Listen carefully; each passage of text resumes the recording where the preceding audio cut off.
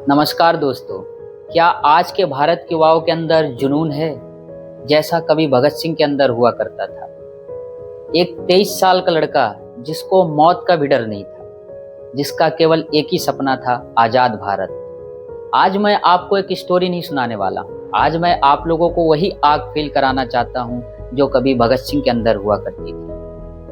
और वो आग हमारे अंदर भी है, हम भी उसे जला सकते हैं यदि हम चाहें तो। जब वो महज 12 साल के थे तब उन्होंने एक खून से भरा हुआ सीन देखा। उन्होंने देखा जलियांवाले बाग में कैसे अंग्रेजों ने हजारों बेगुनाह लोगों को गोलियों से भून दिया है। यह दृश्य देखकर भगत सिंह के अंदर एक आग पैदा हुई। जिस उम्र में बच्चे खिलौने से खेलते हैं, उस उम्र में उन्होंने मिट्टी से इनकलाब जिंदाबाद लिख दिया। वो समझ गए थे कि यदि सिस्टम गलत है तो खामोश रहना भी गुनाह है। और ये मैसेज हम युवाओं के लिए भी है कि जो लोग चुप रहते हैं वो कभी बदलाव नहीं ला सकते हैं। जब सब शांति से लड़ाई लड़ रहे थे तो वो समझ गए थे कि सिस्टम को कभी कभी झटका देना पड़ता है, कभी कभी सिस्टम से बाहर निकल के भी काम करना पड़ता है। उन्होंने बहुत सारी बुक्स भी पढ़ के रखी थी, जैसे मार्क्स की, लेनिन की और फ्रीडम फाइटर के थॉट्स। वो कोई टेररिस्ट नहीं थे, वो एक बहुत अच्छे थिंकर थे। उन्होंने एक बार ही कहा था कि they can kill me but they can not kill my ideas.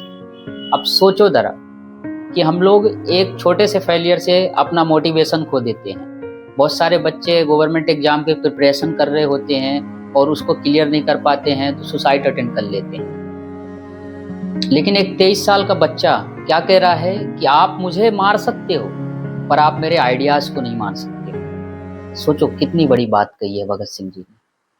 1929 Delhi central assembly, Bhagat Singh और बटुकेश्वर दत्त ने बम फोड़ा। बम फोड़ने का मकसद ये नहीं था कि किसी को चोट पहुंचाई जाए, किसी को नुकसान पहुंचाया जाए। बम फोड़ने का मकसद केवल एक था, मैसेज देना कि हम क्या बोल रहे हैं सुन लिया जाए। वो मैसेज क्या था? वो मैसेज यह था कि देश तब तक नहीं बदलेगा जब तक हम अपनी सोच नहीं बदलेंगे। और हम भी तो यही चाहते हैं ना, बदलाव। लेकिन हम केवल विश करते हैं, एक्शन नहीं लेते हैं। भगत सिंह जब जेल में थे तो उन्होंने खाना पीना छोड़ दिया और भूख हड़ताल पे चले गए।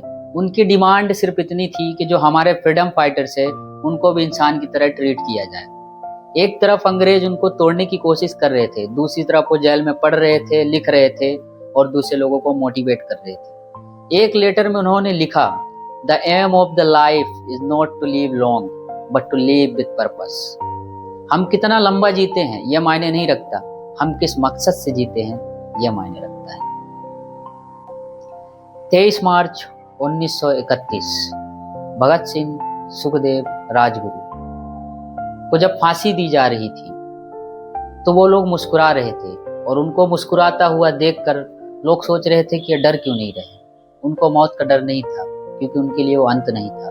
उनको पता था कि ये शुरुआत है। ये शुरुआत है एक ऐसे भारत की जहाँ की युवा अब सोचने, लड़ने और बदलाव से नहीं डरते। आज भी उनका जुनून हमारे अंदर जिंदा है, बस जरूरत है उसे जगाने की।